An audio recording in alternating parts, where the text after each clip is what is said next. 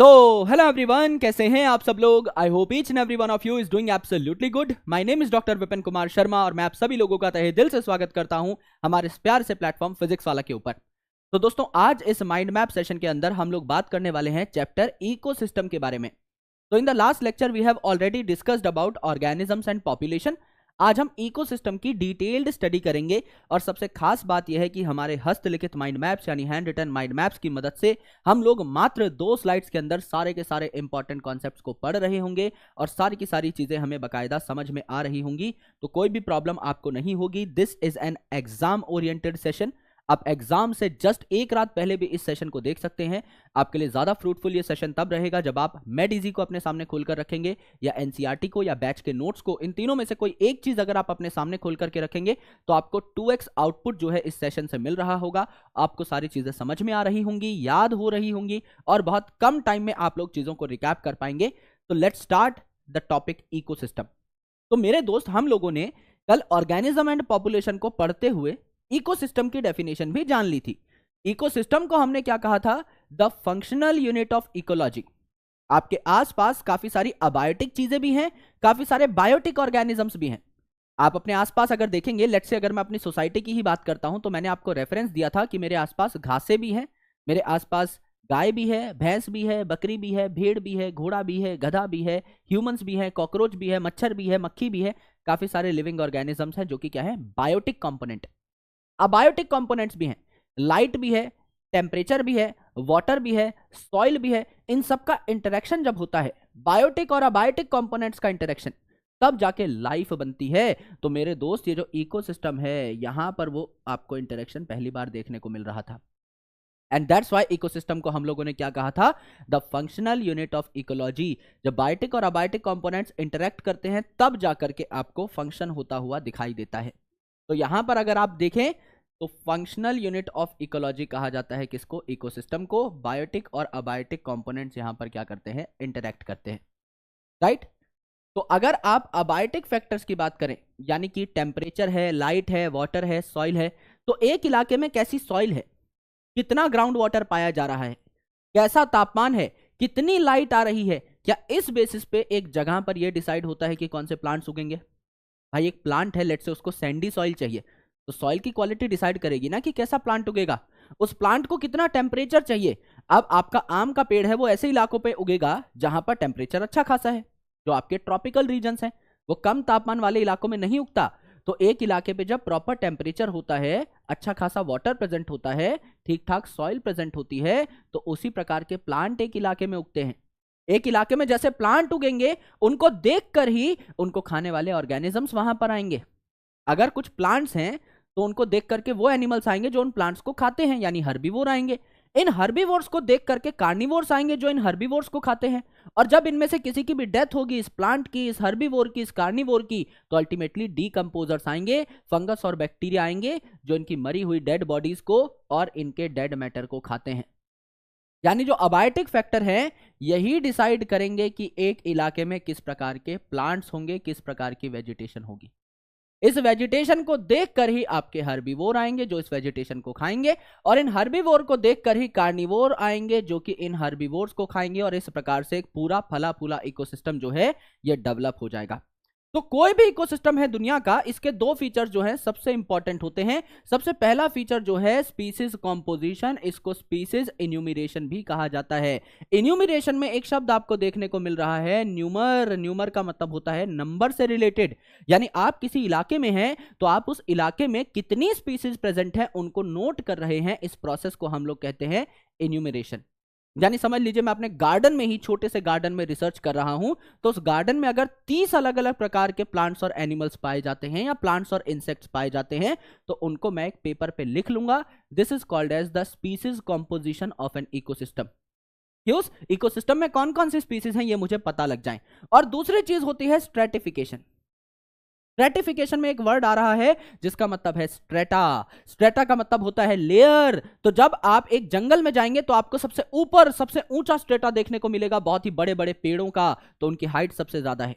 फिर आपको उसके नीचे देखने को मिलेगा श्रब्स का स्ट्रेटा, फिर सबसे नीचे देखने को मिलेगा आपको घासों का स्ट्रेटा। तो अल्टीमेटली क्या है, एक वर्टिकल डिस्ट्रीब्यूशन हो रखी है, एक जंगल में अलग अलग लेयर्स बन रखे हैं। लोअर लेयर आपका हर्ब्स का, उससे ऊपर वाला लेयर आपका श्रब का, और सबसे ऊपर वाला लेयर आपका ट्रीज का। इसे क्या कहते हैं, वर्टिकल डिस्ट्रीब्यूशन ऑफ स्पीसीज कहा जाता है, जिसको हम स्ट्रेटिफिकेशन भी कहते हैं।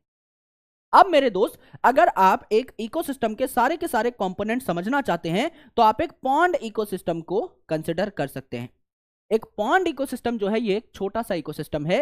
एक पॉन्ड मतलब एक तालाब है, एक वाटर बॉडी है जहां पर पानी बह नहीं रहा है। कोई गड्ढा था, उस गड्ढे के अंदर पानी जमा हो चुका है और उसके अंदर थोड़ी सी लाइफ आ चुकी है, यानी उसके अंदर लिविंग ऑर्गेनिजम्स रहने आ चुके हैं। तो मेरे दोस्त, सबसे पहले आप यहां पर अबायोटिक कंपोनेंट्स को देख लीजिए। ये अगर तालाब है तो ऊपर सूरज से इस तालाब में क्या सनलाइट आ रही होगी? आ रही होगी सर। तो पहला कंपोनेंट है यहां पर सनलाइट, बिल्कुल है। ये जो सनलाइट है, इस वजह से ये जो पानी है इसमें गर्मी पैदा हो रही होगी। क्या टेम्परेचर रेगुलेट हो रहा होगा इसी सनलाइट की मदद से? यानी क्या टेम्परेचर या सेकंड कंपोनेंट यहां पर अवेलेबल है? बिल्कुल अवेलेबल है। तीसरा कंपोनेंट दैट इज वाटर। तो मेरे भाई, पॉन्ड जो है ये तो एक एक्वाटिक इकोसिस्टम है, तो ये तो पानी यहां पर खूब सारा पाया ही जा रहा है। तो क्या थर्ड कंपोनेंट यानी वाटर भी यहां पर है? बिल्कुल है। और चौथा कंपोनेंट जो है वो होता है सॉइल। यानी ये जो पॉन्ड है, इस पॉन्ड के नीचे वाले इलाके में आपका बॉटम पे क्या आपको सॉइल जमा होती हुई दिखाई दे रही है? बिल्कुल सॉइल दिखाई दे रही है। ये जो नीचे का पूरा पोर्शन है, जो अभी मैंने पिंक कलर की इस बाउंड्री में एनक्लोज किया है, यहां पर क्या है, आपकी सॉइल है। तो क्या चारों के चारों कंपोनेंट्स आपको देखने को मिले? सॉइल भी है, वाटर भी है, सनलाइट भी है, जो टेम्परेचर को रेगुलेट कर रहा है, यानी टेम्परेचर भी है। इन्हीं चारों अबायोटिक फैक्टर्स के बारे में हमने बात की थी। तो अबायोटिक फैक्टर में सॉइल भी है ना। उसके अलावा डे लेंथ जो है ये भी आपकी रेगुलेट हो रही है सनलाइट से, तो आपकी लाइट भी है। एज वेल एज इसके साथ साथ आपका टेम्परेचर भी सनलाइट के कारण रेगुलेट हो रहा है। एंड देन आपके यहाँ पर मिनरल्स भी हैं, आपका यहाँ पर ऑर्गेनिक न्यूट्रिएंट्स भी हैं और इनऑर्गेनिक न्यूट्रिएंट्स भी हैं, जो कि इस पानी में डिसॉल्व है। इसके अलावा अगर आप देखें तो आपको बायोटिक कंपोनेंट्स कौन कौन से दिखाई दिए? बायोटिक कंपोनेंट भैया, कुछ जो है प्लांट्स वो आपके इस पॉन्ड के सरफेस पे तैर रहे होंगे, तो इन्हें सरफेस प्लांट कहा। कई आपके ऐसे हैं जो इस पानी के अंदर सबमर्ज होंगे, कई ऐसे हैं जो आपके बॉटम पे पाए जाएंगे, राइट। तो यानी आपके फ्री फ्लोटिंग प्लांट्स भी हो सकते हैं जो ऊपर फ्लोट कर रहे हैं, कुछ आपके पानी में सबमर्ज यानी बीच में पाए जा सकते हैं, और कुछ आपके जमीन से अटैच हो सकते हैं। ये तीनों प्रकार के प्लांट्स हैं। यहां पर प्लांट भी खाना बनाते हैं, और वाटर है तो यहां पर प्लैंकटॉन्स पाए जाते हैं, वो भी फाइटोप्लैंक्टन, बहुत छोटे छोटे माइक्रोस्कोपिक। फाइटो का मतलब होता है प्लांट लाइक, और प्लैंकटन का मतलब ऐसा होता है जिनमें खुद का कोई मोटिलिटी स्ट्रक्चर नहीं होता, जो पानी की लहरों में खुद ही खुद इधर उधर होते रहते हैं। जैसे ही पानी में थोड़ा सा बहाव आएगा तो पानी की लहर के साथ ही बहते रहते हैं। इन्हें क्या कहा जाता है? प्लैंकटन कहा जाता है। तो बहुत ही हल्के मास के मॉलिक्यूल्स, यानी बहुत ही छोटे छोटे माइक्रोस्कोपिक यहाँ पर ऑर्गेनिजम्स देखने को मिलते हैं जो खाना बना सकते हैं। इन्हें क्या कहा जाता है? फाइटोप्लैंक्टन। तो ऑटोट्रॉफिक यानी खाने बनाने वाले ऑर्गेनिजम्स कौन से होंगे? फाइटोप्लैंक्टन होंगे। इसके अलावा एल्गी होंगे, माइक्रो एल्गी होंगे यहाँ पर, एंड सबमर्ज प्लांट्स होंगे, पानी के अंदर डूबे हुए, और फ्री फ्लोटिंग प्लांट्स होंगे, या मार्जिनल प्लांट्स। इस पॉन्ड के आजू बाजू भी ये जो प्लांट उगते हुए दिखाई दे रहे हैं, ये भी आपके मार्जिनल प्लांट्स हो जाएंगे। तो दीज आर ऑटोट्रॉफ्स। हेट्रोट्रॉफ्स कौन कौन होंगे? खाना खाएगा कौन कौन? तो भैया, फाइटोप्लैंक्टन अगर खाना बना रहा है, प्लांट लाइक प्लैंक्टन अगर खाना बना रहा है, तो जू प्लैंक्टन, एनिमल लाइक प्लैंक्टन इसको खाएगा। जैसे कि हम प्लांट को खा जाते हैं, वैसे फाइटोप्लैंक्टन को जूप्लैंक्टन खा जाएगा। जो एल्गी है और बाकी जो आपके सबमर्ज्ड और फ्री फ्लोटिंग प्लांट्स हैं, इनको कौन खा जाएगा? फ्री या फिर आपके बॉटम पे पाए जाने वाले अलग अलग फॉर्म्स, यानी मछलियां वगैरह खा सकते हैं। ठीक है। इसके अलावा अगर आप डीकंपोजर देखें तो डीकंपोजर यूजुअली आपके हर जगह पर फंगस और बैक्टीरिया होते हैं। यहां पर आपको फ्लैजेला वाले ऑर्गेनिजम्स भी देखने को मिलते हैं, जिनको आप फ्लैजेलेट कह सकते हैं। तो ये जो पॉन्ड इकोसिस्टम है, यहां पर भी आपको एक पर्टिकुलर इकोसिस्टम के दोनों कंपोनेंट्स देखने को मिलते हैं, अबायोटिक कंपोनेंट भी और बायोटिक कंपोनेंट भी। अबायोटिक कंपोनेंट में चार चीजें आती हैं। यहां पर सनलाइट भी है, यानी लाइट हो गई, लाइट रेगुलेट करेगा आपके टेम्परेचर को, यानी टेम्परेचर हो गया। तीसरा, बॉटम पे आपकी सॉइल जमा है तालाब के नीचे की साइड, तो सॉइल हो गया, यानी एडेफिक फैक्टर हो गया। और चौथा आपका यहां पर वाटर है, तो since it is a water body, तो पानी तो यहां पर अबंडेंट है ही। ये चारों के चारों कंपोनेंट्स हो गए। प्लस अगर आप बायोटिक कंपोनेंट्स की बात करें तो खाना बनाने के लिए यहां पर माइक्रो एल्गी भी हैं, साइनोबैक्टीरिया भी आप लिख सकते हो, इसके अलावा आप फाइटोप्लैंक्टन भी लिख सकते हो, इसके अलावा आप पानी के अंदर रहने वाले प्लांट लिख सकते हो, फ्री फ्लोटिंग प्लांट लिख सकते हो, या फिर मार्जिनल जो मार्जिन पे पाए जा रहे हैं तालाब के आसपास वो वाले प्लांट भी लिख सकते हो। ये खाना बनाएंगे। खाना खाएगा कौन भाई? जू प्लैंक्टन जो है वो फाइटोप्लैंक्टन को खा लेगा, और ये जो प्लांट्स हैं इनको कौन खा लेंगी? छोटी मोटी मछलियां खा लेंगी, जो कि क्या होती हैं? आपकी हर्बीवोर हो सकती हैं, जो कि प्लांट्स को खाती हैं। इसके अलावा आपके डीकंपोजर्स होंगे, जिनमें आपको क्या देखने को मिलेगा? Fungus, bacteria as well as flagellate आपको देखने को मिलेंगे। इसके अलावा मेरे दोस्त आपके अलग अलग टाइप से आप इकोसिस्टम को क्लासिफाई कर सकते हो। ऐसा इकोसिस्टम जो कि लैंड पे पाया जाता है इसे टेरेस्ट्रियल इकोसिस्टम कहते हैं। जैसे कि आपका जंगल है तो मेजर पार्ट इसका लैंड होता है, आपका डेजर्ट है मेजर पार्ट लैंड होता है ना। और एक्वेटिक मतलब जहां पर मेजर पार्ट पानी में पाया जाता है, जैसे आपका पॉन्ड यानी तालाब हो गया, लेक हो गया यानी झरना हो गया, आपका वेटलैंड हो गया यानी एक छोटे से इलाके में थोड़ा बहुत पानी भरा हुआ है, एस्चुरी हो गया आपका समंदर के आसपास, नदियां वगैरह हो गई, ये जो है आपकी वाटर बॉडीज हैं। तो इनमें आपको बेसिकली एक्वेटिक इकोसिस्टम्स देखने को मिलेंगे। एंड आपके इकोसिस्टम मैन मेड भी हो सकते हैं, यानी आप खुद तैयार कर सकते हैं कि आपके इकोसिस्टम में क्या क्या उगेगा और क्या क्या नहीं। फॉर एग्जाम्पल क्रॉपलैंड, आप खुद डिसाइड करते हैं कि यहाँ कौन सी फसल उगेगी।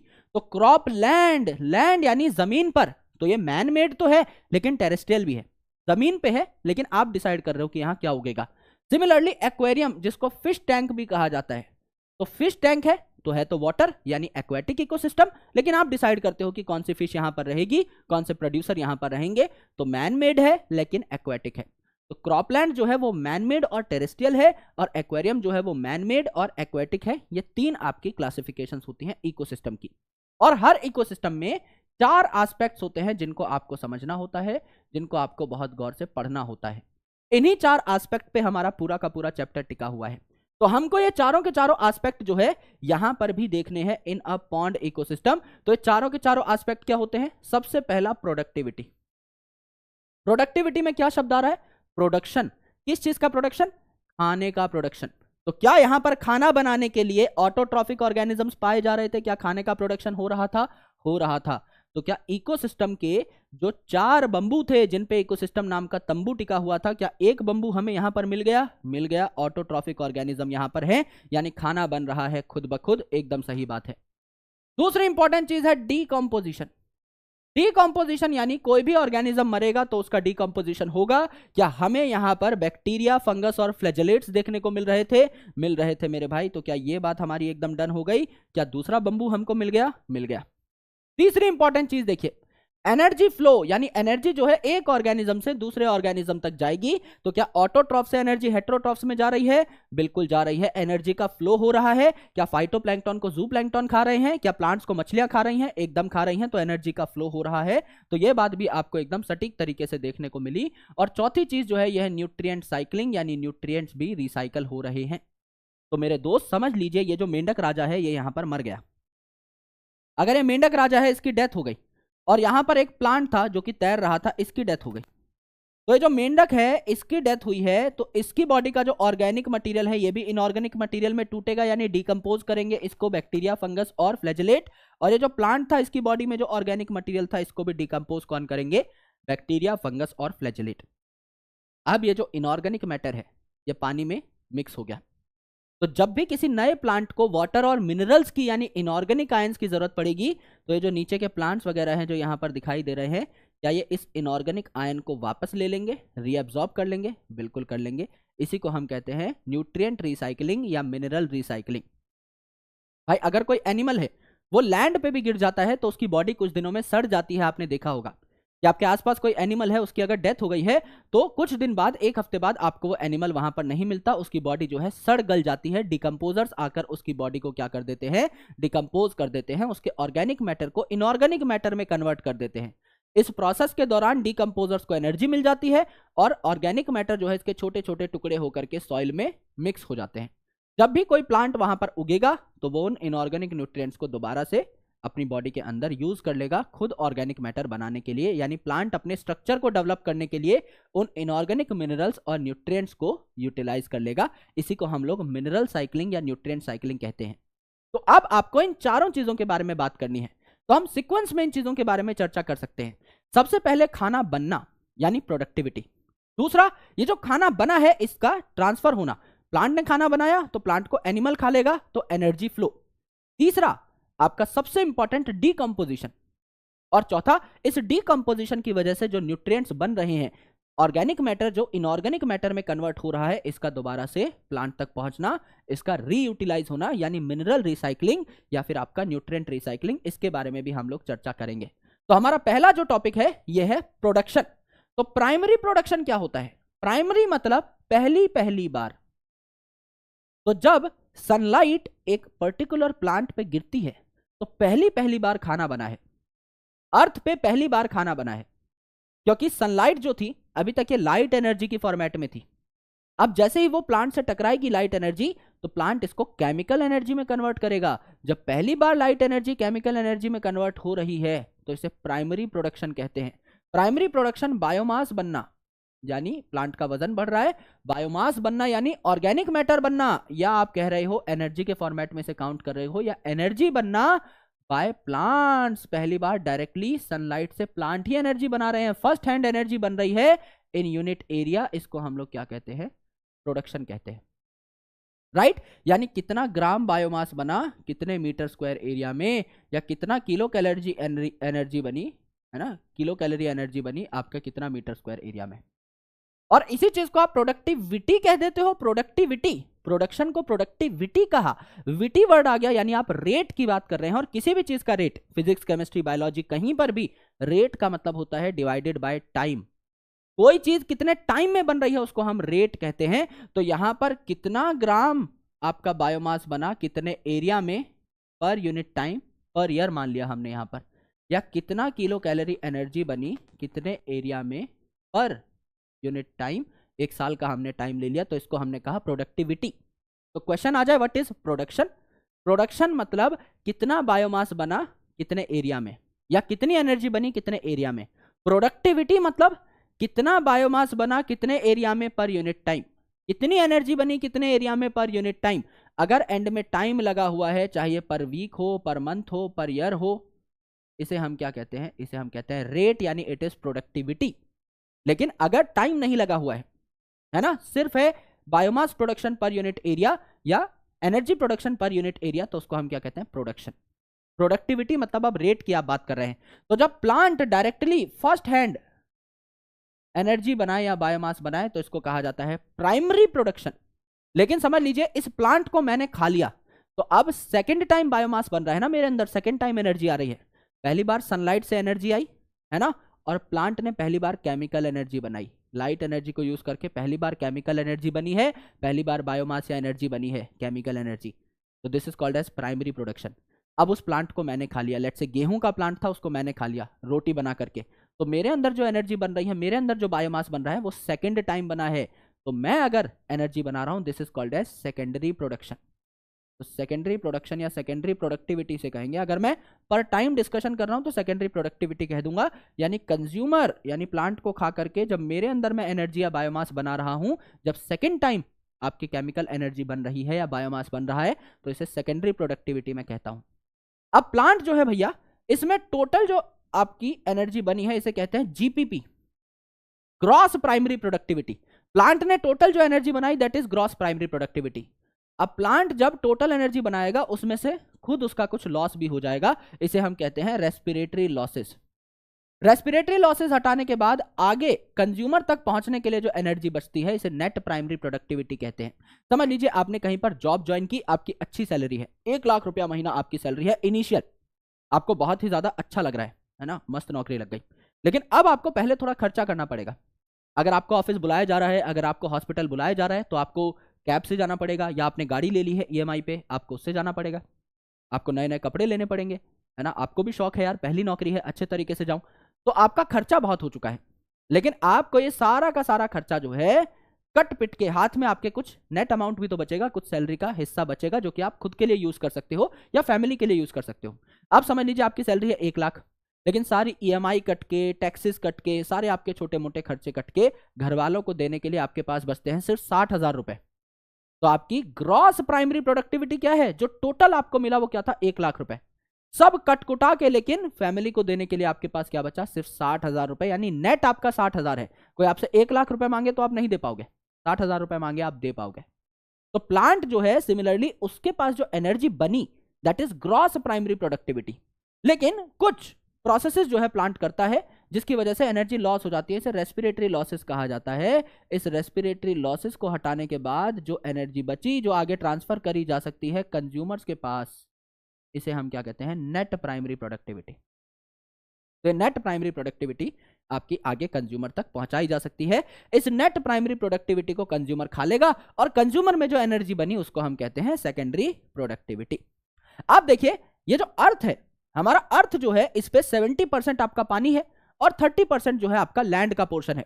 आपको जान के हैरानी होगी कि 55 बिलियन टन जो है आपकी ओशंस की प्रोडक्टिविटी है, जो कि 70% इलाका घेरती हैं अर्थ का।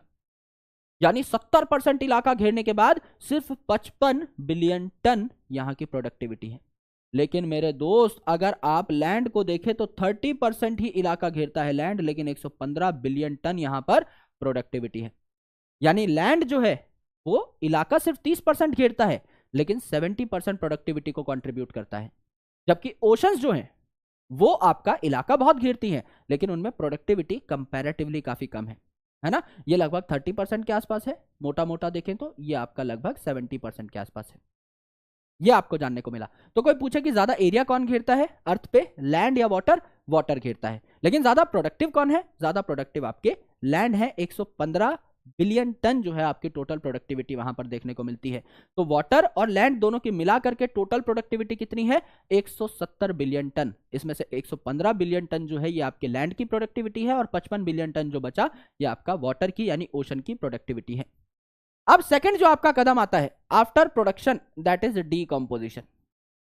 तो डीकंपोजिशन जो है यहां पर सबसे कॉमन जो हम नाम सुनते हैं ये अर्थवॉर्म का, जिसे हम क्या कहते हैं, फार्मर का दोस्त कहते हैं, फार्मर्स फ्रेंड कहते हैं। ये क्या करता है? ये दो काम करता है। अर्थवॉर्म जब सॉइल से गुजरता है तो आपका सॉइल जो है उसके बीच में एयर स्पेसेस बनाता है। जब ये मिट्टी के बीच से गुजरेगा तो जहां जहां से अर्थवॉर्म गुजरेगा वहां पर आपकी एक कनाल टाइप बन जाएगी, एक रास्ता बन जाएगा जिसमें एयर ट्रैप हो सकती है। और ये जो एयर है ये सॉइल में जब ट्रैप हो जाती है तो सॉइल की उर्वरक क्षमता को, फर्टिलिटी को बहुत बढ़ाती है। तो एयर बीच में ट्रैप होनी चाहिए सॉइल के, जो कि किस वजह से ट्रैप होती है? अर्थवॉर्म की वजह से। और ये जो अर्थवॉर्म है ये ऑर्गेनिक मैटर को डिकम्पोज करता है और इसे इनऑर्गेनिक मैटर में भी कन्वर्ट करने में हेल्प करता है, यानी ये क्या है? आपका डिकम्पोजर भी है। तो दो तरीके के काम करता है, एक तो लूजनिंग ऑफ सॉइल यानी सॉइल के बीच में हवा जो है प्रदान करने का काम करता है, और डिकम्पोजिशन में भी काम करता है।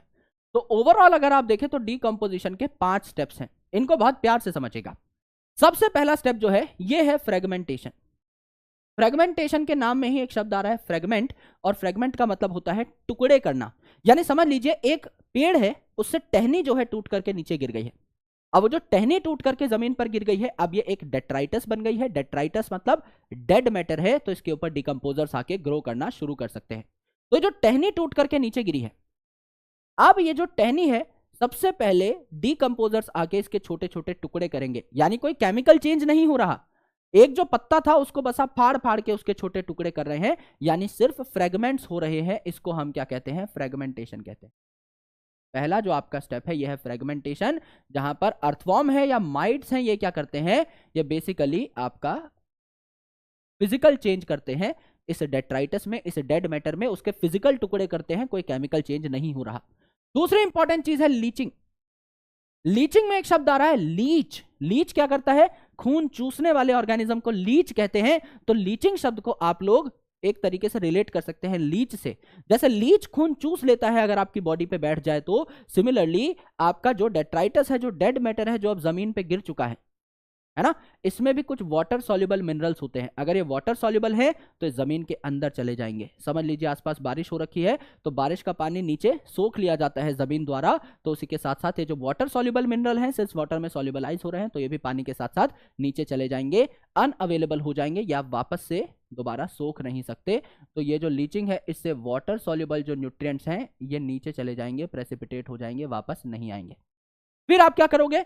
एक जो पत्ता है उसके छोटे छोटे टुकड़े आपने कर लिए, फ्रेगमेंटेशन कर लिया, अब आप कैटाबॉलिज्म करोगे। नाम क्या है? कैटाबॉलिज्म। काटाबॉलिज्म। तो आप क्या करोगे? आप केमिकल टुकड़े करोगे। अब आप एंजाइमेटिक टुकड़े करोगे, यानी ऑर्गेनिक मैटर को आप सच में इनऑर्गेनिक मैटर में कन्वर्ट करोगे।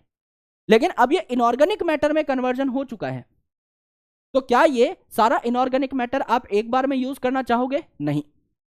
तो आप क्या करोगे? इस इनऑर्गेनिक मैटर को ना एक टंकी में स्टोर कर लोगे। इस टंकी को हम क्या कहते हैं? ह्यूमस। ये डार्क कलर का अमॉर्फस सब्सटेंस है। अमॉर्फस मतलब एक जैसे टुकड़े नहीं है इसके, बड़े छोटे इररेगुलर से टुकड़े हैं। तो आपका डार्क कलर का अमॉर्फस सब्सटेंस है जिसको ह्यूमस कहा जाता है, जो कि सॉइल की अपर लेयर बनाता है। इस ह्यूमस में से धीरे धीरे जब आपको जरूरत हो तब आप इनऑर्गेनिक मिनरल्स निकाल सकते हैं। अगर फ्रीली सारे के सारे इनऑर्गेनिक आयंस पड़े रहे सॉइल में तो एक ही बार में उनको यूज कर लिया जाएगा। आपने एक फसल उगाई, सारे के सारे इनऑर्गेनिक न्यूट्रिएंट्स वही फसल यूज कर लेगी, वो फसल काफी अच्छी हो जाएगी, लेकिन आगे आने वाली फसलों के लिए तो न्यूट्रिएंट बचा ही नहीं। आप चाहते हो कि भाई सॉइल जो है इसमें कम से कम 3 4 5 फसल तो उगाऊं मैं, तो उसके लिए इट इज इंपॉर्टेंट कि आप एक ह्यूमस बनाएं। अदरवाइज सारा का सारा अगर लेट से आपने अपने घर में जो टंकी है उससे जो टोटी कनेक्टेड है उसको खोल करके छोड़ दिया, तो सारी टंकी खाली हो जाएगी शाम तक। जब आपको सच में पानी की जरूरत होगी उस टाइम पे आपके पास पानी होगा ही नहीं, क्योंकि पहले ही टैंकर खाली कर दिया है आपने। तो आप क्या करो, जब आपको रिक्वायरमेंट है उस टाइम पे आप टोटी खोलिए, पानी मिल जाएगा। जब रिक्वायरमेंट खत्म तो टोटी बंद।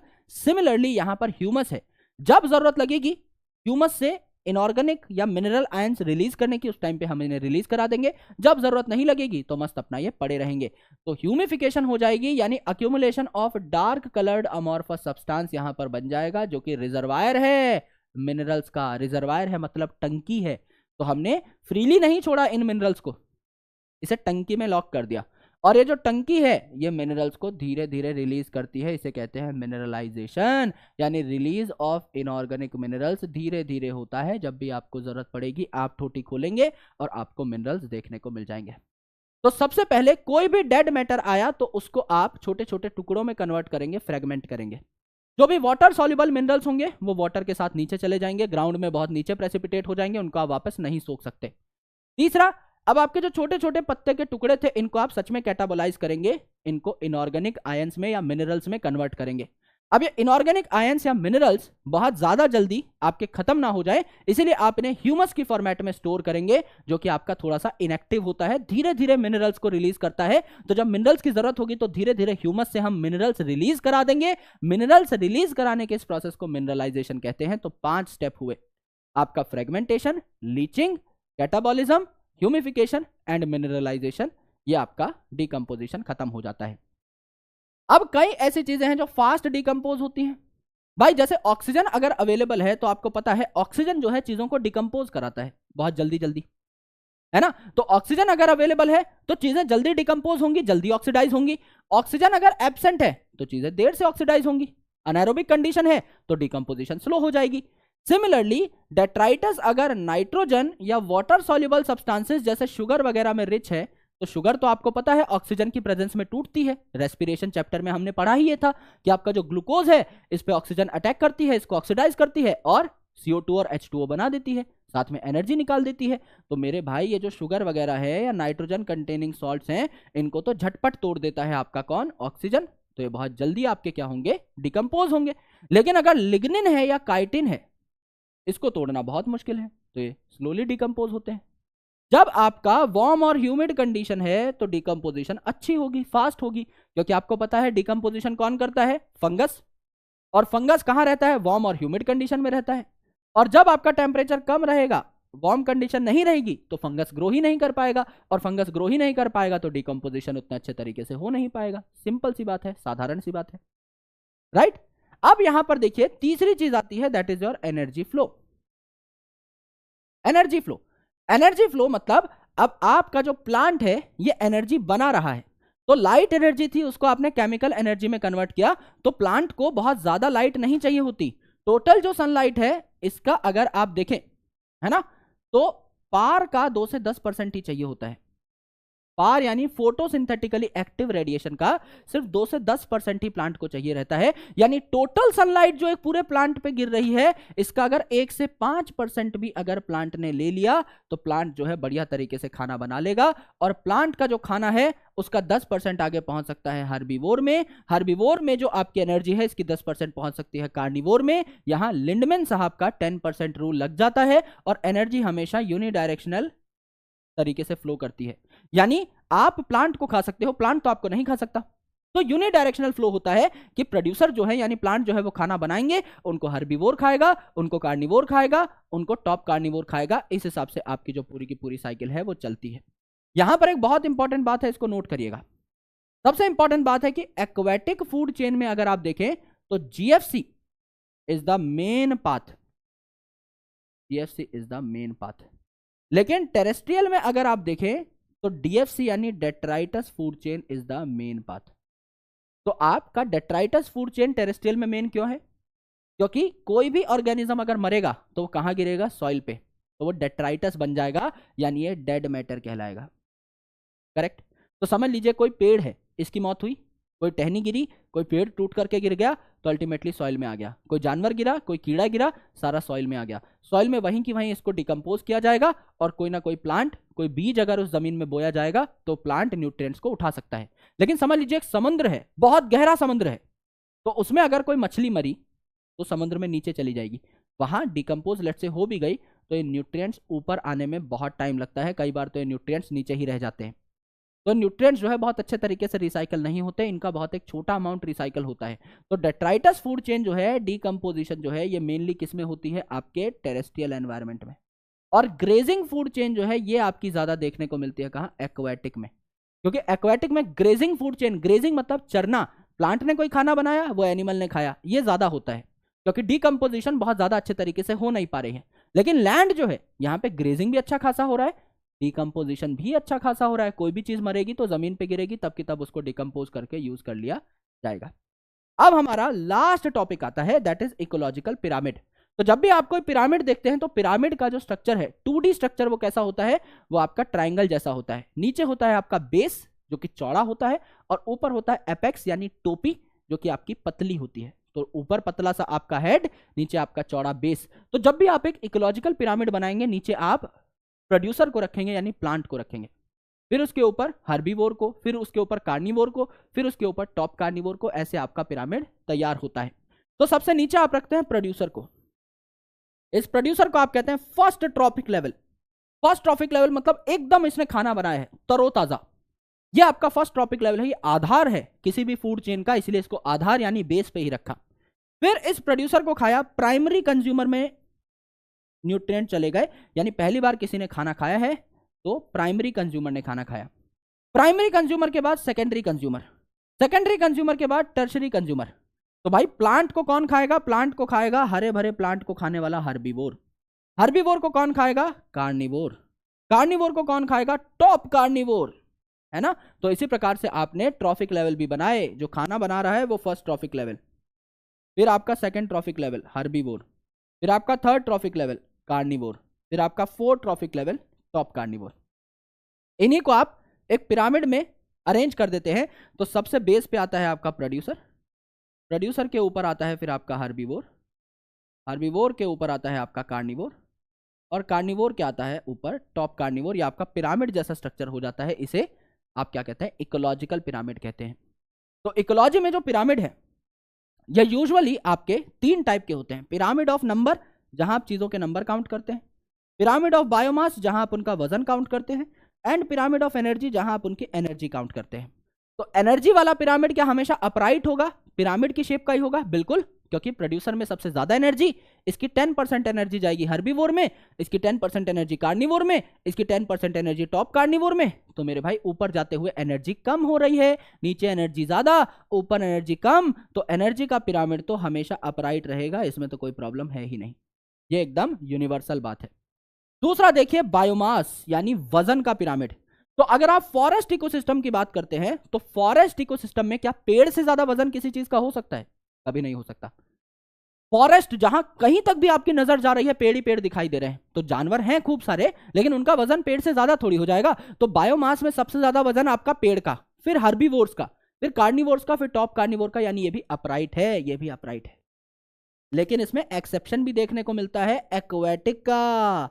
एक्वेटिक यानी पॉन्ड इकोसिस्टम में अगर आप देखें तो इन्वर्टेड पिरामिड देखने को मिलता है। जो फाइटोप्लैंक्टन है हल्के होते हैं, ज़ूप्लैंक्टन भारी होते हैं, मछलियां और भारी होती हैं।